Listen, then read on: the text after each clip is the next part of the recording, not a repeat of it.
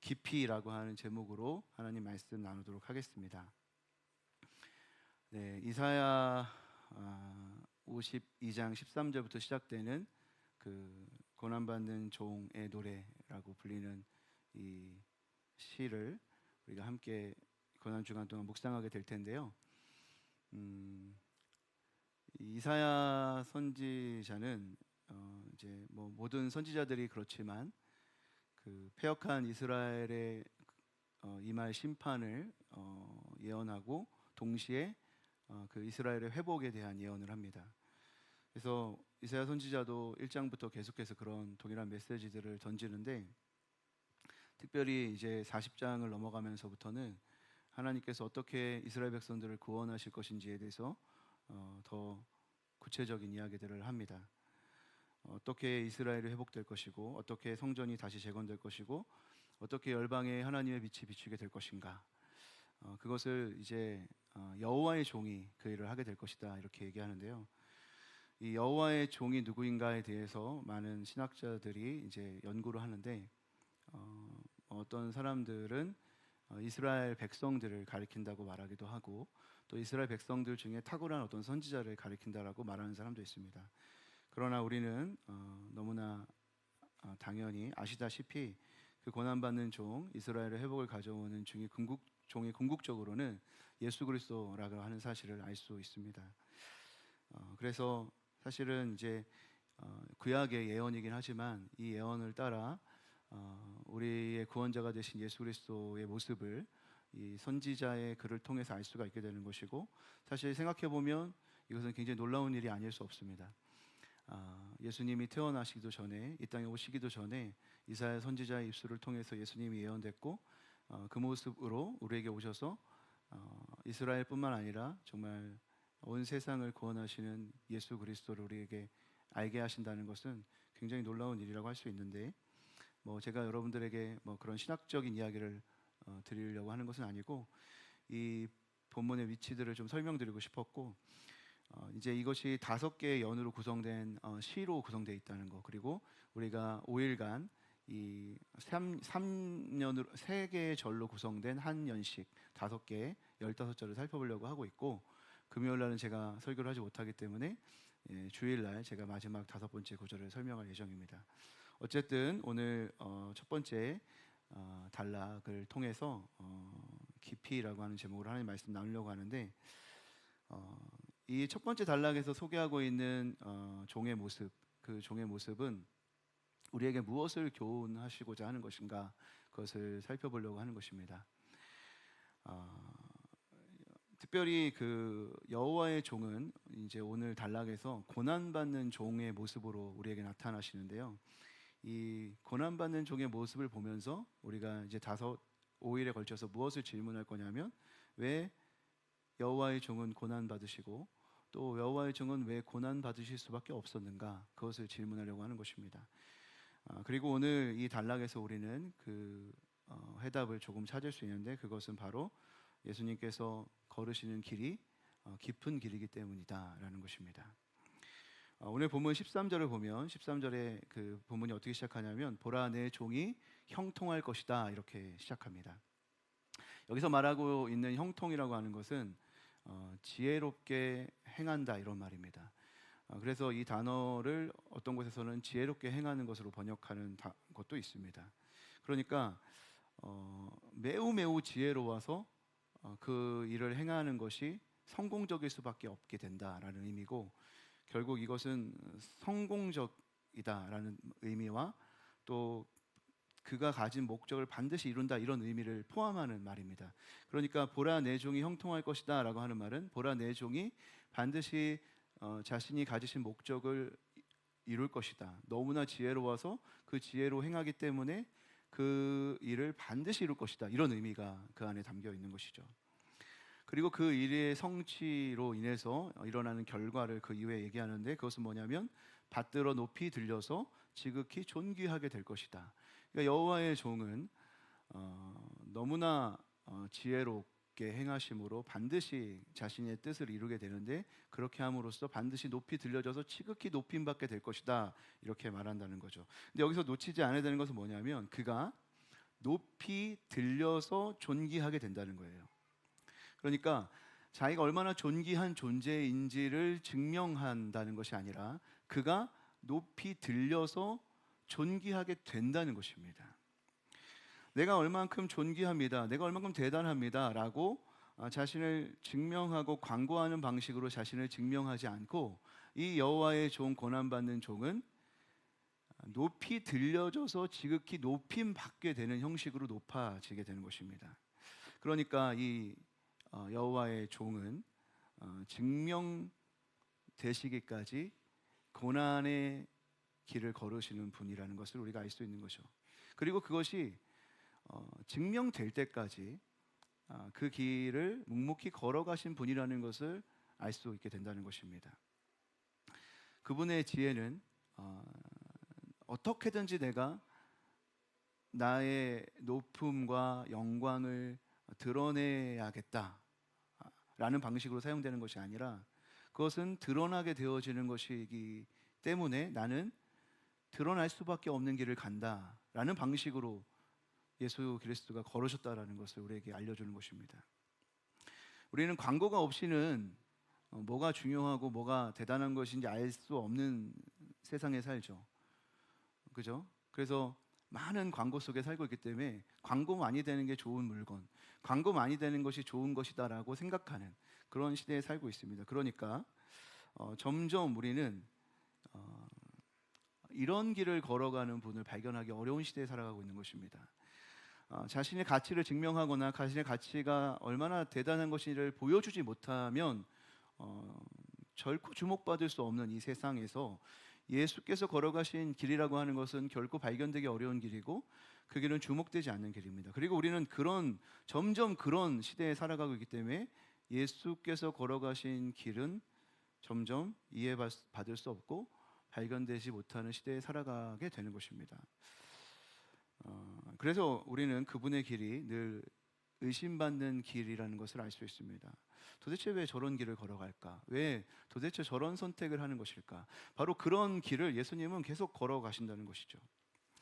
이 말씀을 묵상해 보면, 이 말씀이 십자가에서 죽으시지만 하나님께서 높여 주심으로 말미암아 지극히 존귀하게 된다고 하시는 그 빌립보서 2장의 말씀을 생각나게 합니다. 예수께서 정확하게 걸어가셨던 길을 이 이사야 선지자가 예언하고 있는 것이죠. 사람의 모양으로, 사람의 형체로 오셔서 사람에게 순종하고, 사람의 모습으로 순종하고 십자가에 죽기까지 하시는 그 예수의 모습, 그게 바로 여호와의 종, 고난받는 종 예수의 모습입니다. 그는 결국에는 높임을 받으시는 분이지만 사실 그렇게 여겨지는 분은 아닙니다. 늘 그분은 그렇게 여김 받을 만하지 않은 분으로 여겨집니다. 14절 말씀처럼 그는 이전에 그의 상한 모습으로 인해서 사람들에게 충격을 주는 분입니다. 14절 말씀을 보면 사람들이 놀랬다고 합니다. 놀랬다. 왜 놀랐냐면 그 모습이 너무 상했기 때문에. 정말 여호와의 종이라고 할 만한 것이 그에게 없었고, 그 모습을 볼 때 너무나 상해 있었기 때문에 그 모습이 과연 메시아의 모습인가? 라는 생각이 들 정도로 너무나 놀랄만할 정도로 볼품없었다는 것이죠.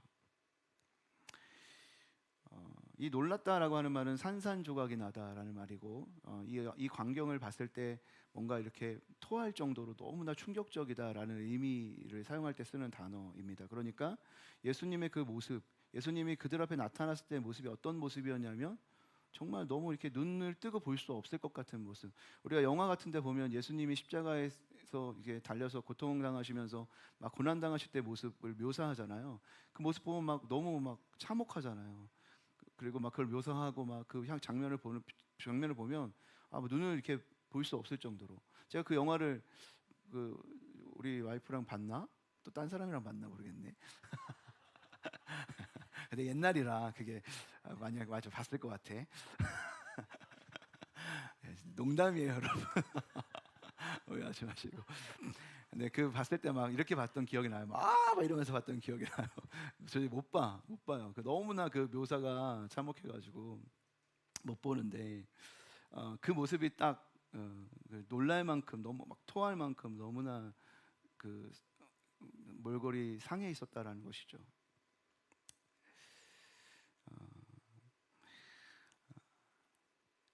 그럼에도 불구하고 그가 조롱과 비난, 모욕과 폭력을 감내하고 이 육체적으로 정신적으로 완전히 소진될까지 고난을 당하시는 모습을 우리는 보게 된다는 것이고, 바로 그분이 우리를 구원하신 메시아라는 것입니다. 우리는 여기서 질문할 수밖에 없죠. 왜 우리의 구원자이신 분이 이렇게 고난을 당해야 될까? 왜 저토록 상하셔야만 했을까라고 질문을 해야 되는데, 우리가 이 본문에서 그 대답을 찾게 된다는 것입니다. 그것은 바로 그분이 걷는 그 길의 깊이 때문에 그런 것이죠. 예수님이 기꺼이 고난을 당하십니다. 그리고 하나님의 뜻을 성취하기 위해서라면 그 고난을 끝까지 감내하십니다. 자신을 찬양해야 될 입으로 자신에게 저주를 퍼붓고, 자신을 섬겨야 할 손으로 오히려 폭력을 행하는 저들을 위해서, 죽어 마땅한 저들이 오히려 자신을 죽이는 그런 자리에서 계속 끝까지 상하시고 고통당하시는 그 예수님을 우리가 보는데, 결코 그 길을 멈추지 않고 계속해서 그 길을 걷는 그분의 걸음, 그것이 우리에게 말해주는 바가 있는 것이죠. 왜 계속 예수님은 그 길을 걷는 것인가? 왜 그분은 이 고난을 더 이상 중단하지 않으시는가? 이사야 55장 8절부터 9절에는 이런 말씀이 있습니다. 이는 내 생각이 너희의 생각과 다르며 내 길은 너희의 길과 다름이니라. 여호와의 말씀이니라. 이는 하늘이 땅보다 높음 같이 내 길은 너희의 길보다 높으며 내 생각은 너희의 생각보다 높음이니라. 만약에 하나님이 우리를 향한 사랑 혹은 우리를 향한 생각이 우리와 다르지 않다면, 우리를 향한 그분의 사랑의 깊이가 우리와 다르지 않다면 예수님은 고난당하지 않으셨겠죠. 그토록 고난당하면서 사랑할 필요가 있습니까? 라고 생각할 수밖에 없는 우리의 생각으로는 그분의 사랑을 다 이해할 수 없는 것입니다. 그분은 우리를 단순히 심판하시는 분이 아니라 우리를 심판하시지만 우리를 구원해야 하시는 분이십니다. 그렇기 때문에 이 깊이로 인해 그분은 이 고통과 고난의 길을 계속 걸으시는 것이죠.